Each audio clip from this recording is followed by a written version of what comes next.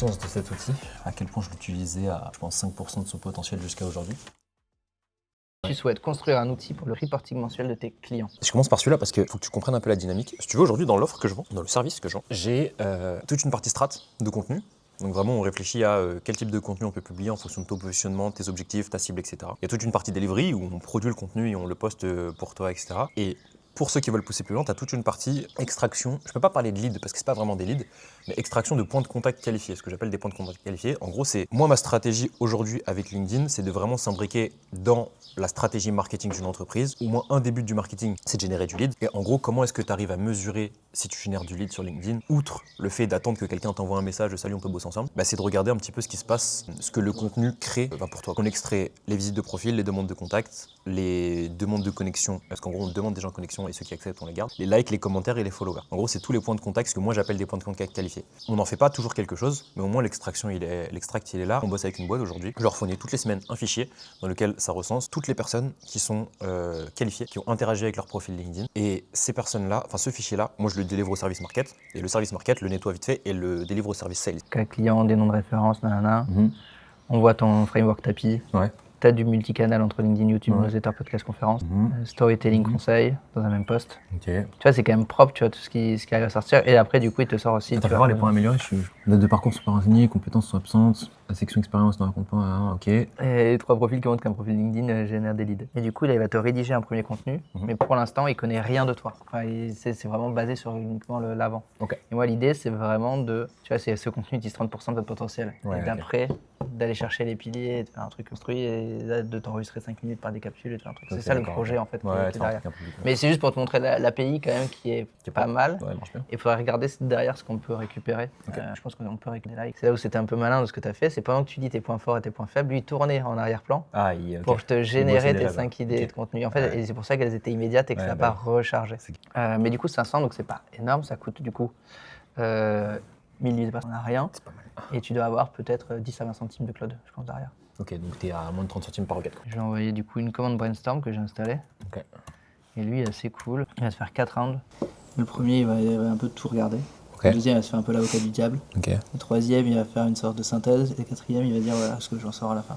Ok, c'est pas mal. Et du coup, il fait 4 tours comme ça. Ouais, du coup, c'est plus nuancé. Ouais, et du coup, il va vraiment chercher pas mal de choses. Je pense que là, il va peut-être aller sur GitHub chercher des trucs. Ok. Ok. Ouais, donc c'est Comme ça te permet d'avoir déjà des choses sur cette partie-là. Aujourd'hui, et pendant encore au moins 3 mois, full cloud. Et j'arrête de regarder ce qu'il y a autour.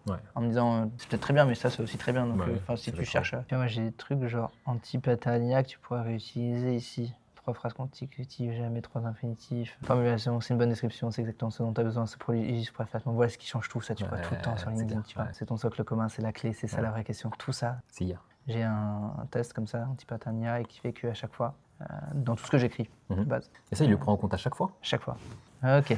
On va faire comme ça. En gros, tu as un cloud.md qui est à la racine au niveau de quasiment de la route de ton PC, où tu as installé Cloud. Et lui, dès que tu ouvres une session, il va charger ce cloud.md. Et du coup, après, tu peux avoir des cloud.md par projet. Qui ne vont pas avoir les mêmes conventions. Tu vois, si je travaille sur un projet de bilan carbone IT, j'ai pas besoin, enfin si j'ai des trucs spécifiques au carbone, j'ai pas besoin de le mettre là-haut, j'ai juste besoin de le mettre au niveau d'un projet. Et il s'appelle aussi Cloud.md, c'est le même nom. Il s'appelle Cloud.md pour Cloud.md, c'est juste que le chemin, c'est pas le même. Et lui, quand il va arriver, il va ouvrir une session. Si je suis donc là, je suis dans une session qui s'appelle CloudOS, qui est un peu vraiment la racine de comment j'ai organisé mon truc. Toutes les sessions Cloud Code, non code qui partent d'ici, c'est tout non code. Ok. Et là, du coup, je lui dis, tu vas aller chercher mon Obsidian, tu as mon texte quelque part, et après, du coup, dans Brand, tu as mon identité, tu as ma palette, tu as mes logos, tu as mes photos. Je lui dis tout ce qu'il y a. Et ça, dès qu'il commence une session, il cherche ça. Et du coup, s'il a besoin d'aller chercher des photos, il va là-dedans. Il va chercher. Il a le cloud.md, donc il sait, il y a une photo. Ok, je sais que c'est dans Brand Photo. Et à ce moment-là, il va chercher Brand Photo. Je n'ai pas dit. Parce que tu en as des gens qui vont mettre des cloud.md de 4000 lignes. Et du coup, c'est énorme. Alors qu'en fait, tu n'as pas besoin des photos si tu n'as pas demandé des photos. Et après, tu vois les skills auxquels il a droit et qu'il connaît. Et il le met à jour à ce que je crée. La post LinkedIn, carousel, letter, contenu Insta, post LinkedIn public, email. Ce qui va se passer, c'est que si je commence à le poncer, je vais devoir passer à l'abonnement supplémentaire. Ah, c'est le piège. C'est le piège. On reprend. Globalement, ça y est, Claude a pas mal bossé. Nous, on n'a à peu près rien fait si ce n'est appuyé 3 fois sur entrée pour le diagnostic de marque de Marley. Donc ça, c'est le plan. Et on a un plan. On va regarder ce qu'il propose. Donc, l'objectif, c'est de proposer un audit LinkedIn payant à 199 € de plusieurs dizaines de page. Et aujourd'hui, le jag est fait manuellement et de se dire comment Claude peut t'aider dans cette partie-là, pouvoir déjà pré-produire. Et donc, il fallait que je modifie des trucs, mais du coup, ça, je pourrais lui filer aussi.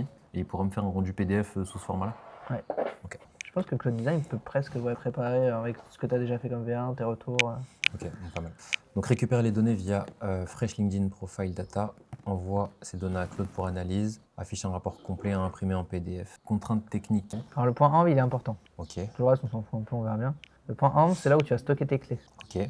Donc stocker les clés API. Il ne faut pas partager. Exactement. Donc si tu pousses ce code à un moment sur GitHub, pour stocker ton code, il faudra le dire, pousse sur GitHub. Sans le point AMP. Sur GitHub, ouais. Ok. En .gitignore, en ignorant le point AMP. Ça sert à quoi de le pousser sur GitHub? Ça permet de versionner déjà. Si jamais au moins 2 récupère ton PC, de le récupérer aussi. Ça permet de partager si tu travailles avec une autre personne, un freelance, tu lui donnes déjà accès à ton code. Ok.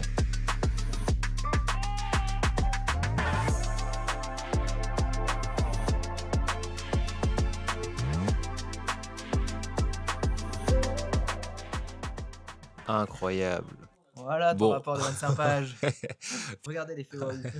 Ça ressemble à ça. Bref, on a un rapport complet et c'est exactement ce que je voulais pour une analyse de compte LinkedIn. C'est une fin de tournage, fin de journée avec Marley qui était venue chez moi aujourd'hui pour passer du niveau 1 à 2 à Claude Code, de niveau intermédiaire à comprendre comment on passe à un niveau un peu plus avancé, comment on développe des vrais produits après avoir développé des sites vitrines avec Claude Code. Donc là, on est avancé sur cette partie-là, structurer les Claude MD, les skills, les roles, etc. Et aujourd'hui, Marley repart avec 2 produits. Un qu'il a développé lui-même et une idée qu'il m'avait filée, comme ça je pouvais aussi m'occuper en même temps. Et du coup, en moins de 2h30, on a commencé à 14h30 cet après-midi. On peut voir tout ce qu'il a pu créer. Je sais pas si on voit derrière. En fait, tu mets juste ton URL LinkedIn et tu peux, à partir de ça, récupérer un document d'une 30aine de pages qui va être éditable. Marley va pouvoir envoyer ça à ses prospects et /clients. Et en parallèle, moi, ce que j'ai fait avec Marley, c'est aussi un outil de reporting qui te permet du coup de savoir qui engage sur tes propres posts. Et du coup, vous voyez là, je prends par exemple un post qui est ici. Les personnes qui sont engagées avec mon propre post. Je vois tous ceux qui sont engagés avec ce post-là, donc j'ai 698 personnes qui sont engagées. Et je peux maintenant voir leur profil ou leur envoyer un petit DM. Je vais pouvoir les scorer, on peut imaginer un tableau de bord où du coup je vois les personnes qui engagent le plus avec mes contenus. Globalement, c'était une super journée. Ce matin, on a bien vu un peu au niveau de mes idées comment est-ce qu'on pouvait potentiellement utiliser des API pour les connecter, etc. Donc ce matin, c'était un peu une grosse session.